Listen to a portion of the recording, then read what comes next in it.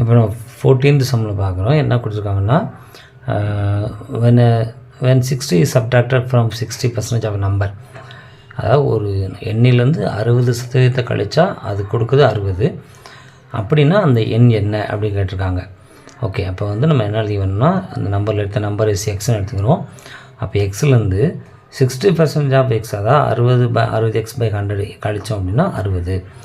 அப்போ இது எல்சிஎம் எடுத்து போட்டோம்னா இந்த பக்கம் 100x - 60x/100 = 60. இப்போ 100ல் 60 போச்சுன்னா 40x = 60.